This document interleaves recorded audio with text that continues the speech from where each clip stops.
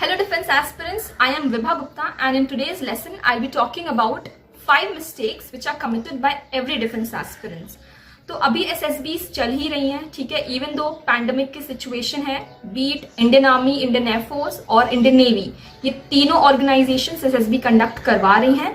So we thought क्यों ना हम एक ऐसी वीडियो बनाएं जो सभी को बेनिफिशियल होगी and what are the common mistakes which are committed by every defence aspirants, ताकि अगर आप अपनी नेक्स्ट SSB में जाओ तो आप ये मिस्टेक्स कमिट ना करो. Okay, so let's get started. So the first mistake which is committed by maximum number of defense aspirants is they feel underconfident as soon as they step into the selection center. Now ऐसा क्यों होता है, कैसे होता है, इसके बहुत सारे reasons हो सकते हैं, ठीक है. तो जैसे कि आप अपने documents, the first thing which happens in Indian Army and Indian Navy is your documentation, ठीक है. Air Force में आपकी स्क्रीनिंग के बाद documentation होती है, तो आप अपने डॉक्यूमेंट्स को प्रॉपर्ली अरेंज नहीं करते हो, उनके इंस्ट्रक्शंस आप सुनते नहीं हो, जो आपको फॉर्म्स मिलते हैं वो भी आप अच्छे से फिलअप नहीं करते हो, ठीक है. So all these lead to haste. आप जल्दबाजी में वहां पे जाके सब करते हो, सब फॉर्म्स फिल करते हो, डायरेक्शंस फॉलो नहीं करते हो. तो इसकी वजह से हो सकता है कि आपको लगे कि मैं यहाँ पे मिस्टेक कर रहा हूँ, मैं सिंपल से फॉर्म भर के नहीं लेके आ पा रहा या नहीं आ पा रही हूँ. तो इसकी वजह से हो सकता है you feel a bit agitated and it leads to being under confident. Now और क्या सिचुएशंस होती हैं, ये अंडर कॉन्फिडेंस की फीलिंग जनरली आपको स्क्रीनिंग में फील होती है. जब आपका फेज 1 टेस्टिंग होता है, at that time you give your best. आप भले ही अपना बेस्ट देते हो, but when you compare yourself to others, आपको लगता है कि नहीं, मैंने अच्छा नहीं किया है. तो आप सबसे पूछने लग जाते हो. आपका जो OIR टेस्ट होता है, आप सबसे पूछते हो कि मैंने इतने किए हैं, तुमने कितने किए हैं. And if they tell higher number कि मैंने सभी कर लिए, सब अटेम्प्ट कर लिए, बहुत इजी था, तो आपको ना थोड़ा सा कहीं बुरा लगता है. And this is why you feel कि आपने अपनी अच्छी परफॉर्मेंस नहीं दी है, ठीक है. एंड सेकेंड रीजन, ये बहुत कॉमन मिस्टेक करते हैं सभी एस्पिरेंट्स. मैं जब फ्रेशर थी मैंने भी ये मिस्टेक्स कमिट की थी and it actually affected my performance as well. तो क्या हुआ था, PPDT में आपको पिक्चर दिखाई जाती है, ठीक है. उसमें आपको बोला जाता है कि आपको स्टोरी लिखनी है. आप अच्छे से बकायदे अपनी स्टोरी लिख के आए. जैसे ही आप टेस्टिंग हॉल के बाहर आए, आपने क्या किया, आपने सबसे पूछा तुमने क्या स्टोरी लिखी, तुमने क्या स्टोरी लिखी. And it's very common to think कि दूसरों की स्टोरी आपसे बेटर है. माइंड यू कि ऐसा कुछ भी नहीं होता है. Let me tell you my example. मैं जैसे ही ये मेरा सेकेंड अटेम्प्ट था, ठीक है, एयरफोर्स के लिए. मैं जैसे ही अपनी SSB में PPDT में स्टोरी लिख के आई एंड मैंने सबसे पूछा, बकायदा सबसे पूछा, मेरे जो आगे पीछे जो ग्रुप वाले थे, मैंने उनसे पूछा कि तुमने कैसी स्टोरी लिखी है, किस थीम पे लिखी है. And I got to know कि मैंने जो स्टोरी बनाई है वो सबसे कंप्लीटली डिफरेंट है. मेरी कोई मैच ही नहीं कर रहा है, कोई पॉइंट ही मैच नहीं कर रहा है. And that was the time I felt कि यार मेरी तो स्टोरी ही खराब हो गई है. OIR भले अच्छा गया है, स्टोरी इज मेन, तो अब मैं क्या करूं क्या ना करूं. Then I somehow I managed, ठीक है, मैंने वो चीज को काम डाउन किया. एंड व्हाट आई डिड कि मैं जैसे ही टेस्टिंग हॉल में जब नरेशन एंड GD का पार्ट आता है, मैंने वहां पे अपनी स्टोरी बोली. बट ड्यूरिंग GD, जैसे ही GD स्टार्ट हुआ, I didn't rush into anything. मैंने सबकी अच्छे से स्टोरी सुनी थी एंड मैंने अपनी स्टोरी के कोई पॉइंट्स नहीं बोले, बिकॉज आई नो हमें अल्टीमेटली कंक्लूजन लाना है, ग्रुप कंसेंसस पे आना है. तो मैंने अपनी स्टोरी के कोई पॉइंट्स नहीं बोले, नो मैटर व्हाट, क्योंकि मुझे पता था सिर्फ मैं अकेले कन्विंस करूंगी तो नहीं होगा, क्योंकि सबकी स्टोरी समवॉट सिमिलर है, मेरी डिफरेंट है. तो it won't do any justice to whatever I speak in there, ठीक है. तो दैट्स एन एग्जाम्पल कि आप चाहे कितना भी आपको लग रहा हो आप बुरा परफॉर्म कर रहे हो, but it's not the case. It's totally up to the assessors. वो आपको जज करेंगे, वो आपको असेस करेंगे कि आपने कैसा परफॉर्म किया है, कैसा नहीं परफॉर्म किया है, ठीक है. तो आप अपना बेस्ट दीजिए. आप जो भी प्रेपरेशन है, जो भी डॉक्यूमेंट्स वगैरह है, आप घर से ही रेडी करके आइए, ठीक है. लास्ट मिनट के लिए कुछ मत रखिएगा. एंड एक मिस्टेक जिसकी वजह से बहुत सारे कैंडिडेट्स ना उनको निकाल दिया जाता था, इवन उनकी स्क्रीनिंग भी नहीं हो पाती थी.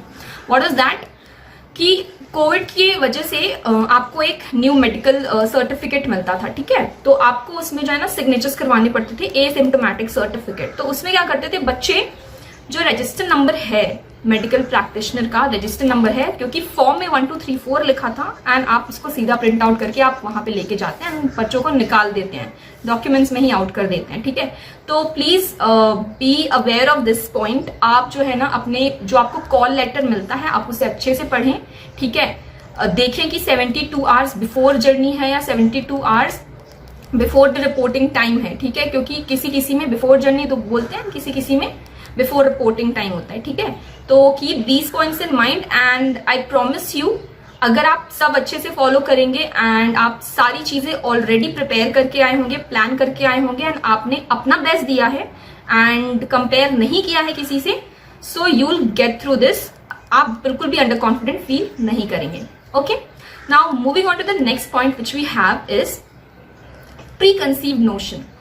नाउ प्री कंसीव्ड नोशन क्या होता है, आपने बहुत प्रैक्टिस की है, ठीक है, बी इट ये स्पेशली साइकोलॉजी के पार्ट में मैं बोल रही हूँ, आपने टैट की प्रैक्टिस की है, वैट की है, SRT की है, SD की है, आपने सब कुछ प्रैक्टिस कर लिया है, बट इस प्रैक्टिस का कोई फायदा नहीं होगा। बताओ क्यों? क्योंकि मैक्सिमम नंबर ऑफ कैंडिडेट्स क्या करते हैं, वो स्टोरीज ना आपस में शेयर करते हैं एंड पूछते हैं, इन केस अगर साथ में कोई प्रैक्टिस करें एंड प्रॉपर गाइडेंस नहीं मिलती है तो आप क्या करते हो, अगर आपको किसी दूसरे कैंडिडेट की थीम अच्छी लगी तो आपने बोला मैं ऐसी पिक्चर, सिमिलर पिक्चर आएगी तो मैं ऐसे ही स्टोरी बना लूंगा, ये वर्ड बहुत अच्छा है, टेबल पे मैंने अपनी स्टडी टेबल की सेंटेंस बना लेनी है क्योंकि मेरे दोस्त ने बहुत अच्छी बनाई थी। तो what all these points leads to, इनसे क्या होता है, आप जो साइकोलॉजिस्ट होते हैं ना, उनको आपकी क्वालिटीज पता नहीं चलती हैं, ठीक है, आप वहां पे किसी और की क्वालिटीज बता के आ गए, ठीक है, तो इससे ना ये चीज आप ही के अगेंस्ट जाती है। क्यों जाती है? क्योंकि आपने GTO में कुछ और किया होगा, इंटरव्यू में कुछ और किया होगा, साइकोलॉजिस्ट आपसे बात भी नहीं करता है, ठीक है। So what he has is only one thing, that your टैट वैट जो भी आपका साइकोलॉजी, वो पेपर के उससे ना आपकी सारी चीजें आपको एनालाइज करता है, आपको असेस करता है। सो अगर आप उसी पे ऑनेस्ट नहीं होंगे तो how will he able to assess you, ठीक है। तो ये चीज आप ध्यान रखें, प्री कंसीव नोशन पे ना बिल्कुल मत जाइए, चाहे आपका वो टैट हो, वैट हो, SRT हो, आप प्रैक्टिस करें, बकायदा प्रैक्टिस करें, बट आपको अगर कोई बोलता है कि तू इस थीम पे ये स्टोरी बनाना, इस थीम पे ये स्टोरी बनाना, इस वर्ड पे ऐसा सेंटेंस बनाना एंड ऐसे SRTs अप्रोच करना, आप गाइडेंस लीजिए, आंसर्स को कॉपी मत कीजिए, ठीक है। तो प्री कंसीव नोशन उनको, क्योंकि असेसर्स को वो बहुत सालों से बैठे, उन्होंने बहुत सारे कैंडिडेट्स को असेस किया है, तो अगर आप जाके वहां पे किसी और का सेंटेंस, किसी रेकमेंडेड कैंडिडेट का सेंटेंस स्टोरी चिपका के आ जाएगा, उनको पता चल जाएगा, ठीक है, क्योंकि उनके पास ट्रिक्स एंड टिप्स होती है। मैं साइकोलॉजिस्ट हूं नहीं, बट इतना तो बेसिक आइडिया है, ठीक है, मैं कुछ ना तो कुछ आपकी स्टोरीज पढ़ के, आपकी सेंटेंसेस पढ़ के, आपके PIQ को देख के मैं कुछ ना तो कुछ आइडिया लगा ही सकती हूँ, ठीक है। So avoid these preconceive notions and you are good to go, ठीक है। एंड इसको आप प्रैक्टिस करिए, बकायदा प्रैक्टिस करिए, बट स्मार्ट प्रैक्टिस करिए, ठीक है। आप चीटिंग मत करिए, आप किसी के स्टोरीज को कॉपी मत कीजिए। That's all I want to tell you in this point.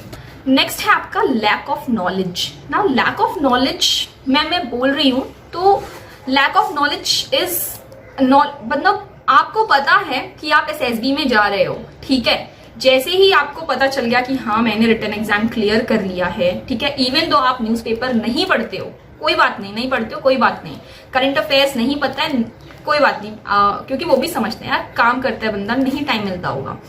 तो जैसे ही आपको कॉल लेटर मिलता है SSB का, आपकी डेट्स आती हैं, आई वुड सजेस्ट अगर आप रिटन एग्जाम दिए हो एंड आपको रिजल्ट आ जाता है, आप क्लियर कर जाते हो, देन आप उसी टाइम से प्रिपेयर करना स्टार्ट कर दीजिए।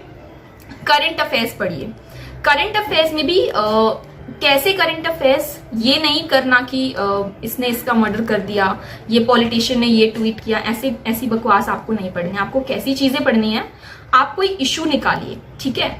जैसे कि अभी इंडिया चाइना का बहुत, चाइना की वजह से बहुत सारे इश्यूज हैं, ठीक है, be it in African nation, African continent, और be it Indian nation, Indian nation में, इंडिया में, या फिर एशियन सब कॉन्टिनेंट में बहुत सारे चाइना से रिलेटेड बहुत इश्यूज हैं। तो आप क्या कीजिए, एक पेपर लीजिए, उसमें चाइना इंडिया के रिलेशन लिखिए एंड क्या क्या रिसेंट डेवलपमेंट्स है, क्या क्या रिसेंट कॉन्फ्लिक्ट्स है, ठीक है। तो आपको फोकस किस पे करना है, इशू पे फोकस करना है, ठीक है। किसने किसका मर्डर किया हमें इससे कोई मतलब नहीं है, ना ही फौज में इसकी कोई डिमांड है, ठीक है। उनको चाहिए कि आप एक इन्फॉर्म्ड सिटीजन हो या नहीं हो, आपको पता है कि नहीं पता है कि आपके देश में क्या हो रहा है, आपके जो देश के पड़ोसी हैं उनके देश में क्या हो रहा है, तो ये सब चीजें आपको पता होनी चाहिए। आई वुड सजेस्ट कि आप ये लैक ऑफ नॉलेज को कैसे खत्म कर सकते हो, कैसे रिड्यूस कर सकते हो। The Hindu editorial, now this मैं इसको हाईली रेकमेंड करूंगी। आपको न्यूज़पेपर पढ़ना नहीं पसंद है, नो इश्यूज, आप एटलीस्ट दिन में 2 एडिटोरियल पढ़िए। 10 मिनट लगते हैं 10 मिनट लगते हैं 2 एडिटोरियल पढ़ने में एंड समझने में, ठीक है। एंड उसके बाद ये विजन आईएएस, दृष्टि आईएएस के इनके मंथली करंट अफेयर्स के पीडीएफ आते हैं। तो इसमें आप सिलेक्टिव टॉपिक्स पढ़िए, ठीक है। इसमें स्पेशली डिफेंस से रिलेटेड एक अलग कैटेगरी दी जाती है, नेशनल से अलग कैटेगरी दी जाती है, ठीक है। तो आपको ये पढ़ना है, ये जो आपको मंथली पीडीएफ्स मिलती हैं। एंड डिफेंस से रिलेटेड जो भी होता है, चाहे इंडिया में चाहे कहीं भी हो, आपको इस चीज के बारे में पढ़ना है। एंड ये जो हमारे बजट्स वगैरह आते हैं, इकोनॉमिक सर्वे आते हैं, ये पढ़िए।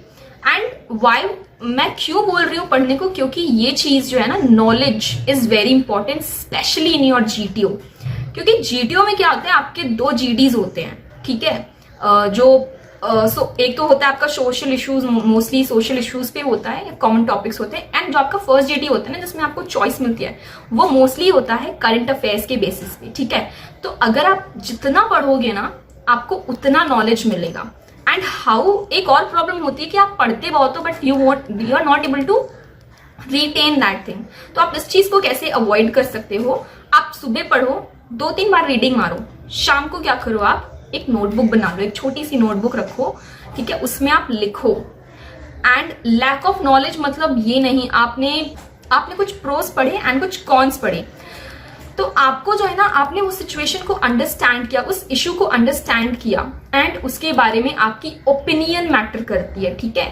तो ये लैक ऑफ नॉलेज का जो पर्दा है ना, इसको कैसे हटाना है, आप ओपिनियंस फॉर्म कीजिए। आपने भले ही न्यूट्रल चीजें पढ़ी हैं एडिटोरियल में, जो भी है, बट आपको एक ओपिनियन फॉर्म करना है। फौज वांट्स टू नो, वो जीटीओ में, जीडी में क्या चाहते हैं कि आप इस चीज में क्या ओपिनियन रखते हो। इंटरव्यूअर अगर आपसे पूछता है क्वेश्चन, कोई नेशनल या इंटरनेशनल इशू, वो जानना चाहता है आपके क्या विचार हैं उस चीज पे, ठीक है।